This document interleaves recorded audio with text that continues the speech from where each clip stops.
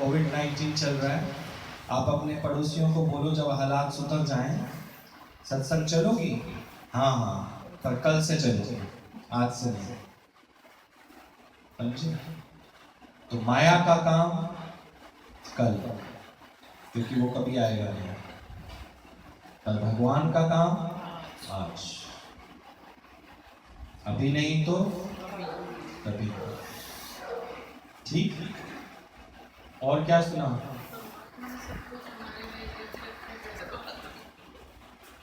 ये सारा खेल किसके साथ खेल रहा है? तो ये क्यों बोल रहे हो हमारे लिख रखा है? इतना भी एहसान मत करो उसके साथ। ये सारा खेल अपने साथ ही खेल है। अपनी मैं को माइनस करो, नहीं तो दुखी हो। हमारे साथ नहीं खेल रहा, वो ही है, मैं नहीं, है ना? तो अभी इन दिनों में आप लोग अपने अपनी करेक्शन करा सकते हो कि ज्ञान को सुनकर आप ज्ञान को कैसे उठाते हो। क्योंकि अगर ये लगेगा ना हमारे साथ कर रहा है, फिर किसी दिन तुम्हें भगवान की कोई बात अच्छी नहीं लगेगी ना, फिर तुम ये कहोगे देखो भगवान ऐसा भी कर देता है।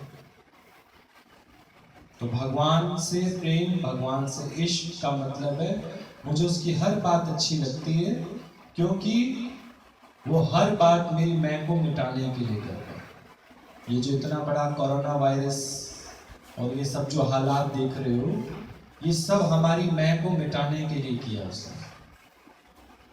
अब कैसे बैठ गए चुपचाप? बैठ गए। बड़े बड़े 30 मार खां जो नहीं बैठ सकते थे, सब बैठ गए, सबको बिठा दिया, पर सबको खिला भी दिया। आप ही बताओ, आपको कोई चीज की कमी रही? वो अनाज गोदाम में गए 2-4 दिन, उसके बाद मालिक का फोन आया, दुकान पे आ जाओ, आप दुकान पे चले गए। तो ये जो दिन थे ना, ये भगवान में विश्वास बढ़ाने वाले दिन थे। कौन खिलावे कौन चुकावे, सबका रिजल्ट जो है ना, वो परमात्मा ने पहले से अरेंज कर रखा है। क्योंकि हम हैं ही नहीं, वो अपने लिए, चाहे पशु है, पक्षी है, कीट है, पतंगा है, कोई भी है, वही उसी के रूप में सर, वही इतने रूपों में, नाना रूपों में वही बसा हुआ है, वही फैला हुआ है। तो अपने को हर जगह से माइनस करते जाओ और उसको प्रकट करते जाओ। आप तजो गोविंद नु भजो, आप तजो।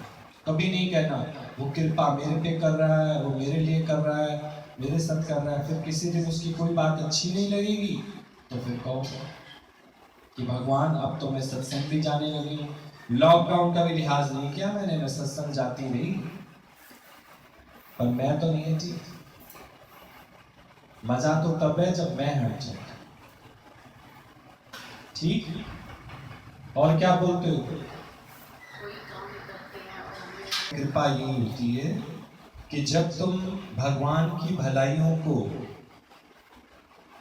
अपने अंदर समाते जाओ, उससे तुम्हारी जो मैं है वो धीरे धीरे धीरे धीरे खत्म होती है। तो गुरु कृपा जिनरते कीनी, गुरु कृपा जिनरते कीनी, तो ए जुगत पहचान। जिसके ऊपर ये गुरु की कृपा है, तो ये जुगत को, ये जो जुगत तुम्हें मिली है ना, जो जुग तुम देख रहे हो या जो बात तुम देख रहे हो, तो है जुगत पहचान। अगर गुरु की कृपा होगी ना, तो उसका वचन, उसकी बात, उसका शब्द, उसका नाम, आप देखो कितने लोग होते हैं, ये बात नहीं कहते हम पाठ करने बैठते हैं तो मन पाठ में लगता ही नहीं। कैसे लगेगा? मन तो लगेगा नहीं। क्यों नहीं लगेगा? क्योंकि द्वैत है। मैं बैठा हूं पाठ करता, लगेगा नहीं। पहले मैं को गुरु करो, और मैं को होगी गुरु कृपा से। गुरु बोलेगा ना पाठ करने वाला कौन, किसका पाठ करते हो तुम, किसके ध्यान में हो तुम? नहीं, असंख्य बड़े बड़े जोगी, ध्यानी और जपी तपी, ये सब, सबको अभिमान नहीं हो जाता मैं पाठ करने वाला, मैं पूजा करने वाला, मैं आरती करने वाला। किसकी? किसकी भाई? किसकी कर रहे हो पूजा, किसकी कर रहे हो आरती? ये हमारा मन जो है, ये मन, बुद्धि विवेक और चित्त, ये चार चीजों से तुम्हारा अंतःकरण क्या है। मन का काम है, इसके अंदर ख्याल आएंगे और जाएंगे, आएंगे और जाएंगे, आएंगे जाएंगे। आज ये वाला ख्याल आ गया, कल दूसरा ख्याल आ जाएगा, कभी तुम्हारा सतोगुण प्रधान हो जाएगा। नहीं, आप देखो ना, इस लॉकडाउन के अंदर बड़े बड़े लोग दलिया और ये वो सब बांट रहे हैं, पर उसके साथ साथ अपनी वीडियो भी बनवाते हैं। क्यों? और बाणी क्या पढ़ते हैं? नाम ना जाने मेरा कोई। वो मन है, मन ऐसे ख्याल कराता है। छिपके थोड़ी करते हो ये काम, छिपके नहीं करते हो। और आज कहीं भी देखो लॉरी बस, या आज हम ही लोग स्कूल से आ रहे थे अपने गाड़ी रोटी, तो सब लोग सोच रहे जैसे हम राशन देने आ गए हैं। नहीं, हम तो अपनी सब्जी खरीदने के लिए खड़े थे, उन्होंने सोचा जैसे हम भी राशन बांटने आ गए। वो अपनी अपनी बात हमसे कर रहे हैं, सफेद कपड़े पहने के जो कोई सेवादार है, समाज सेवी है, उनको भी बता दें हमने तो अपनी सब्जी खरीद ली थी। नहीं, तो हर जगह यही चीज चल रही है। मन है ना, मन मैं को घूमने नहीं देगा, खत्म नहीं करेगा। खिन आवे खिन जावे, नहीं, कभी ये कैसा होगा, कभी कैसा होगा, पर ये अंतःकरण का एक पार्ट है। मन के बाद है बुद्धि। बुद्धि तुम्हें जजमेंट कराएगी, ये अच्छा, ये बुरा, ये सही, ये गलत, ये शुभ, ये अशुभ। बुद्धि तुम्हारे से जजमेंट कराती है। नहीं, अभी कितने सारे लोग हैं जो कहते हैं मोदी जी ने फैसला अच्छा लिया, और कितने सारे लोग हैं वो कहते हैं नहीं, ये फैसला सही नहीं लिया, उसको लॉकडाउन नहीं करना चाहिए था। कितने सारे उसको दुआएं देते हैं कि उसके रहते सहते हमारे जो है प्राण बचे। नहीं तो कदम कदम पर आप देखो, काल जो है तुम्हारे सर चढ़े बैठे, फूंके मार रहा है काल। नहीं, तो कोई क्या बोलता है, कोई क्या बोलता है, तो बुद्धि उसकी जो है वो जजमेंट करती है कि ये सही हुआ, ये गलत हुआ। और बुद्धि पहले पहले क्या प्रश्न करती है, जब भी आपस में सब मिलते हैं तो क्या बात करते हैं, लॉकडाउन कब खुलेगा। बुद्धि पहले पहले सवाल करती है, यानी उसको लॉकडाउन में खाना पीना रहना सहना सब मिल रहा है, पर उसके बाद भी सुख बुद्धि है ना, बाहर निकलना है, बहिर्मुखी।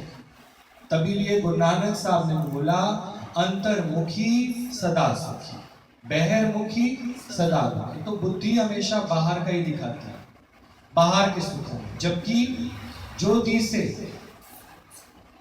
जितना भी सब दिखता है वो सब किसको प्राप्त होगा, विनाश को प्राप्त होगा। तो इसीलिए जब राम जी ने अपनी स्थिति बताई, तब दशरथ जी ने बोला वशिष्ठ जी महाराज से कि क्या बात है, ये जब से वहां से आया गुरुकुल से गुमसुम सा रहता है, उदासीन रहता है। और यही बात कालू जी ने उसके गुरु नानक देव जी के पिताजी ने, वो कई डॉक्टरों को, कई वैद्य हकीमों को दिखाया कि शायद मेरे पुत्र को कोई रोग लग गया। जैसे उदासी, उदासी का मतलब ये वाली उदासी नहीं है कि जैसे हम लोग कहते हैं उदास क्यों बैठे। उदासी का मतलब होता है सब कुछ रहते सहते, जैसे कि बाहर की माया के आकर्षण में मन जाता ही नहीं। तो उस समय ज्ञानी के अंदर वो क्या स्थिति होती है, जो उदासी की स्थिति में आता है, उदासियों में चला जाता है वो। तो ज्ञानी की कौन सी स्थिति होती है, जिसके लिए गुरु नानक साहब ने वाणी में भी लिखा, सकलते मद सकलते उदास। तो वो कौन सी ऐसी स्थिति होती है जिसके लिए आज राजा दशरथ भी परेशान है। और जिस हॉस्टल में पढ़ के आए वो टीचर से पूछेंगे ना, हेडमास्टर से पूछा जाएगा कि आपके पास इतना समय रह के आया है, ऐसा इसको क्या हो गया। बाकी भी 3 कुमार आए हैं, भरत शत्रुघ्न लक्ष्मण, और वो सब खेलते भी हैं, लड़ते भी आपस में, पर ये तो ना सुखी होता है ना दुखी होता है, ना किसी से चिढ़ता है ना कोई डिमांड करता है, आखिर इसको हो क्या गया। तो वशिष्ठ जी महाराज मुस्कुराने लगे और कहने लगे, अरे राम से पूछ लो ना, राम से पूछ लो कि राम क्या फील करता है अंदर में। तो राम ने बोला कि मेरी जो स्थिति है वो यही है कि मेरे को ये निश्चय में आ गया है कि संसार की जितनी भी वस्तुएं हैं ये स्थिर नहीं है। अब जो स्थिर नहीं है उसके लिए लड़ना क्या। जो स्थिर नहीं है, मनुष्य जो आज लड़ रहा है आपस में, राग द्वेष कर रहा है, जलन कुलन कर रहा है, ईर्ष्या कर रहा है, भाई भाई में झगड़ा है, आदमी औरत में झगड़ा है, बाप बेटे में झगड़ा है, वो किन वस्तुओं के पीछे आप बताओ, किन वस्तुओं के पीछे। तो ये राम केवल इस चीज का नाटक नहीं कर रहा, क्योंकि थोड़े ही समय बाद जब उससे राजपाट छीना जा रहा था तो उसने देने में जरा सी भी हिचकिचाहट की। तो उसकी जो स्थिति थी वो इतनी पक्की थी, वशिष्ठ सुन के, योग वशिष्ठ सुन सुनकर उसको ये पक्का लग गया था कि जो इन आंखों से दिखता है वो स्थिर नहीं है, और जो स्थिर नहीं है, जो स्थिर नहीं है तो वो क्या हुआ? अस्थिर। तो थिर मन ब्रह्म, अथिर मन संसार। जो संसार है वो स्थिर है। सारे जो लोग हैं वो इसी के पीछे, आप देखो आज भी जो 80% पब्लिक है वो अंदर में क्या सोचती है कि कब हमारा लॉकडाउन खुलेगा, कब हम काम पे जाएंगे, कब हम रुपया कमाएंगे, कब हम खाएंगे, कब हम पिएंगे, कब हम बच्चों की शादियां करेंगे। आज भी वो क्या देख रहे हैं? सोच के देखो। भले ही आपने एक चित्र नहीं देखा, योग वशिष्ठ में एक चित्र आता है, सांप का मुंह है खुला हुआ और उसके अंदर बैठी हुई है मेंढक। किसके मुंह में बैठी हुई है? वही स्थिति हम लोगों की है। इस समय काल के मुंह में बैठे हुए हम लोग, और ऊपर से कहीं पेड़ से शहद टपक रहा है। उसको कौन ले रही है? मेंढक। मेंढक उस शहद की बूंद को सच समझकर ले रही है, चाहती जैसे मन, बुद्धि, बुद्धि के बाद विवेक, बिना गुरु के विवेक नहीं खुलता। अगर उसका विवेक खुल जाता तो वो एकदम से धड़ाम कहां से निकल आती? बाहर, सांप के मुंह से बाहर निकल आती। सांप के मुंह से बाहर निकल आती तो शायद तो बाद में भी ले सकती हो। तो सकलते मद सकलते उदास का मतलब ये है कि पहले पहले अपने जीवन के लक्ष्य को जान लो कि जिन चीजों के पीछे तुम भाग रहे हो, जिन चीजों के पीछे तुम दौड़ रहे हो वो स्थिर नहीं है। तो तुम्हारा अपने आप ही लड़ाई झगड़ा, राग द्वेष, जलन उड़न, ईर्ष्या, सोचना, विचार करना, ये सब का सब अपने आप ही क्या हो जाएगा? समाप्त हो जाएगा। वही गुरु नानक देव जी की स्थिति थी। गुरु नानक देव जी के पिता ने भी कितने वैद, हकीम सारे दिखा दिए, और जब वैद जी हाथ पकड़ते थे तो पूछते थे क्या हुआ भाई तुमको? तो वो गुरु नानक देव जी कहते थे ये तो आप पकड़ो ना, मेरे को क्या रोग हुआ, और कर सकते हो आप मेरे रोग का इलाज। मैं मानता हूँ कि ठीक है मेरे को रोग हो गया, पहले तो मेरा रोग पकड़ो कि मुझे रोग क्या हुआ, फिर उसका इलाज करो। और एक रोग तुमको भी हुआ है, मेरे रोग का इलाज वही कर सकता है जो पहले अपने रोग का इलाज करे। गुरु नानक देव जी को जो रोग लगा है वो संसारिक नहीं है, और जो हकीम आया उसके पास उसको जो रोग लगा है वो संसारिक है। तो गुरु नानक देव जी की बात से वो ऐसा घुमा, जो डॉक्टर या वैद हकीम था, उसने कहा अच्छा फिर आप मेरा रोग बताइए कि मेरा रोग क्या है। बोला तुम्हारा रोग जो है वो इच्छा का रोग है, और जो मेरा रोग है मुझे किसी बात की कोई इच्छा ही नहीं, मुझे इस बात का कोई डर ही नहीं, पर मेरे पिता को लगता है कि मेरे को रोग हुआ। आज तुम्हारे घर के भी बच्चे या तुम लोग आते हो सत्संग में, तो शुरू में तो तुम लोगों को ये कहा था बिगड़ गए हैं लोग, सारे खराब हो गए ये सारे, क्योंकि तुम उनके सुख को पूरा नहीं करते, उनके काम को पूरा नहीं करते, या वो जो तुमसे चाहते हैं उस चाहत को तुम पूरा नहीं करते, क्योंकि तुमको अब रस कहीं और से आ गए। जब ये रस आए तो फिर वो रस नहीं भाए। वही गुरु नानक देव जी की स्थिति थी, वही राम जी की स्थिति थी, वही स्वामी विवेकानंद की स्थिति थी। ये जैसे जैसे आप देखो चोले बदलते जा रहे हैं, परिस्थिति वही की वही है। नहीं तो मन, बुद्धि, विवेक और चित्त होता है ठहराव। चित्त का मतलब अगर आपके पास, आप सोच के देखो कि सन 99 की भी कोई बात है ना तो वो ठहरी पड़ी है, स्टोरेज है। चित्त का काम होता है बातों को स्टोर करना, मन का काम होता है आना और जाना। मन जो है वो आवागमन में लेकर आता है, विचारों का आना जाना।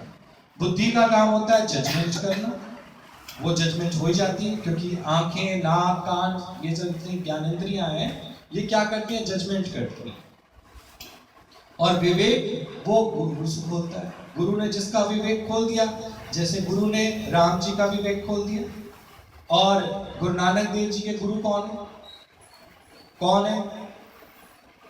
वो उन्होंने किसी को गुरु बनाया ही नहीं, उन्होंने किसी को गुरु बनाया ही नहीं।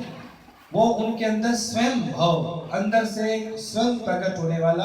कहते हैं कि जब इनका जन्म हुआ तो ये हंस रहे थे, और ये सब ने देखा कि जो भी दाई माँ थी या जो भी सबने देखा कि कालू के घर में जो बच्चा आया है, अक्सर सब बच्चे जो आते हैं तो कैसे होते हैं, रोते होते हैं, और ये बच्चा जो आया तो ये हंसता हुआ, और प्रकाश इतना हो रहा था, तो वहीं से वो उन्होंने जो लिखी जाती है जन्म पत्री, तो लिख दिया गया था उनका कि ये जो है संसार में क्या करेगा, प्रकाश करेगा, ये कोई बहुत बड़ा काम करने के लिए आए हैं। तो आप देखो जितने भी ब्रह्म ज्ञानी होते हैं इन सब के विवेक जागृत होते हैं, और जिसके विवेक जागृत होते हैं वो कभी दुखी नहीं होते। आप लोग तो सब भी 1.5 महीना घर बैठ के थोड़ा बहुत दुख जरूर फील हुआ होगा आपको, कल का सोच के, जैसे अभी आप कह रहे हो ना कल का सोच के, चाहे तुम कल का सोच लो चाहे तुम आज का सोच लो, आज भी वो वस्तु स्थिर नहीं है, कल भी वो वस्तु स्थिर नहीं है वो स्थिर। कितने वैराग की बात है।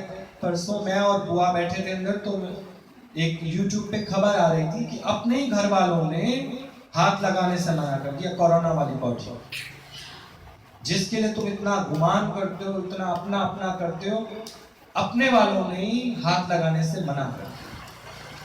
वो कहते थे जी कोई बात नहीं, पॉली पेपर में लपेट लपेट के, और समाज सेवी लोग उसका दाह संस्कार या दफना के जो भी करके आए, पर घर वालों ने मिलने से भी मना किया। ये वजूद है हम लोगों का, सोच के देखो। तो जब ये भी स्थिर नहीं है, सारे कारनामे हम किसके लिए करते हैं, इसी के लिए करते हैं, जो कल की सोच भी कर रहे हैं इसी के लिए तो कर रहे हैं। पर इन सब बातों से छूटे थे भगवान राम, इन सब बातों से छूटे थे गुरु नानक देव जी, इन सब बातों से छूटी थी मीरा, इन्हीं सब पीर पैगंबर जितने भी थे इन सब बातों से छूटे थे। वो लोग इन बाहरी प्रपंचों में विश्वास नहीं रखते थे कि मूर्ति पूजा, देवी पूजा, ये पूजा, फलानी पूजा, इन चीजों में विश्वास वो लोग नहीं रखते थे, क्योंकि जब संसार को ही और जगत को ही उन्होंने मिथ्या जान लिया, स्थिर ही नहीं है, तो क्या मांगू, क्या मांगू, क्या अर्जी करूं, क्या अरदास करूं, क्या बोलूं परमात्मा को, द्वैत जो भक्ति मैं करूं तो क्या सोच के करूं, क्या फिर ये सब सही नहीं हो रहा। आज अगर गुरु नानक देव जी या राम जी की बात की जाए तो वो इस चीज को भी स्वीकार करते, हम इस चीज को भी स्वीकार नहीं कर रहे। इसमें भी हम कभी चाइना वालों पे दोष लगा रहे हैं, कभी इस पे दोष लगा रहे हैं, कभी इस पे दोष लगा रहे हैं। सारा दिन टीवी में आप देखो खबरें आती जा रही हैं, और हम लोग खबरों को सुन सुनकर वो अपने चित्त में बातें रखते जा रहे हैं, फिर जब हमें कोई मिलता है तो उसी से वही बात डिस्कस करते हैं। तो इसका मतलब चित्त में पड़ी हुई है बात, इसलिए। पर ज्ञानी वो आगे बढ़ जाता है और क्या बोलता है, क्या बोलता है, ये भी नहीं रहेगा, यानी कोरोना भी नहीं रहेगा, ये भी चला जाएगा। आप देखो कितनी कितनी बातें कोई ग्रहों पे डाल रहा है, कोई नक्षत्रों पे डाल रहा है, पर जो ज्ञानी है वो किस पे डालता है, हुकुम पे। हुकुम ऐसा हुआ, हुकुम ऐसा हुआ है कि जितने भी लोगों को लगता था मेरी वजह से घर चलता है, मैं घर चलाता हूँ, मैं ऐसा करता हूँ, तो भगवान ने कहा अब तू बैठ, अब तू बैठ और देख तेरे बिना भी सब काम। आप बताओ किसका काम रुका। जिन्होंने शादियां भी कर दी, तो कल मेरे को बता रहा था कि कईयों ने शादियां कैंसिल कर दी, कईयों ने 5 बंदे बुला के शादी भी कर दी, मुर्दे भी फूके जा रहे हैं, सब काम हो रहा है। कौन सा काम नहीं हो रहा, पर अपने वालों को बोला तुम घर बैठो, जबकि एक आदमी को यही तो होता है कि मुझे पुत्र इसलिए चाहिए, कल को मुझे फूकेगा कौन, कल को मुझे जलाएगा कौन, कोई मुझे वो क्या करेगा। पर भगवान ने इन्हीं दिनों में सारे काम करके दिखा दिए कि हुक्मे अंदर हर कोई, बाहर हुकुम न, नानक हुक्मे जे तुझे ताहू में करे। तो जब तुम्हारा चित्त खाली होता जाए, एक एक बात जो अंदर स्टोर कर रखी है वो हटती जाए, तो समझना कि तुम्हारे अंदर मैं का कोई भाव ही नहीं रहे। और आप सोचो मनुष्य का दिमाग इतना वीक हो चुका है माया के सब बातों को अंदर रखते हुए, तो भगवान की बात को रखेगा कहाँ। विनोबा भावे की बात चलती है, अभी मैं सुन भी रहा था अंदर बात, विनोबा भावे की बात चलती है कि विनोबा भावे जो थे उन्होंने भी गीता लिखी, पर जो उनकी नानी थी वो जब कभी अपनी नानी के घर जाते थे तो नानी कौन सी बातें करती थी। आज भी नानियां कौन सी बात करती हैं बताओ, आप लोग भी अपनी नानियों के साथ रहने कौन सी करती हैं। पाकिस्तान में जैसे चने मिलते थे, इतना ये मिलता था, सारी बातें जैसे याद थी। अब विनोबा भावे को लगता था ये पुरानी पुरानी बातें याद करके दुखी होती है, दुखी होती है, फिर कभी रोने लग जाती है, कभी खुश हो जाती है। तो जितनी भी पुरानी बातें हैं वो या तो हमें दुखी करती हैं या फिर क्षणिक सुख देकर फिर वो चाहत बनाती है हमारे अंदर कि फिर वही दिन आ जाए। पर गया हुआ समय कभी वापस आता है? नहीं आता। और गया हुआ जन्म वापस आता है? नहीं आता। तो ये सारी चीजें जिनको पक्की थी उन्होंने सबके बीच में रहते हुए भी एक उदासीन स्थिति बना ली। उदासीन स्थिति का मतलब ऐसा नहीं कि मुंह फुला के बैठे रहना, किसी से बात नहीं करना, बात भी करते थे, सबके साथ रहते भी थे, पर तृप्ति और संतुष्टि उनके चेहरे से झलकती थी कि हम परमात्मा की रजा में राजी हैं। हम कभी भी अस्थिर वस्तुओं के पीछे अपने चित्त को स्थिर नहीं करेंगे। तो विनोबा भावे को लगा कि जब मैं इसको गीता सुनाऊंगा तो ये हो सकता है शायद अपनी पुरानी बातें बीच में ना करें। तो विनोबा भावे ने बहुत उनको गीता सुनाई। तो पूछा, नानी आपको समझ आया कि अर्जुन को भगवान ने क्या समझाया, फिर वो कौन सा योग था? तो कहती नहीं, मेरे को तो ना भूल जाता है, एक तो ना मेरे को डायबिटीज है, मैं क्या करूँ, मैं तो अभी सुनती हूँ बात अभी भूल जाती हूँ, और मेरे तो अब आर्थराइटिस भी है, पैर भी चलते। कभी भी तुम किसी से बात करोगे ना तो वो सबसे ज्यादा कौन सी बातें गाते हैं? शरीर। इसका मतलब उनका मन कहाँ फंसा हुआ है? शरीर में फंसा हुआ है। और जब उसकी बहुत पुरानी फ्रेंड आई, उसी के सामने आ गई, विनोबा भावे के सामने पुरानी फ्रेंड आ गई नानी की, तो उससे खूब बातें करे, खूब अच्छे से बातें करे, वो पुरानी बातें उसको सारी याद आ गई।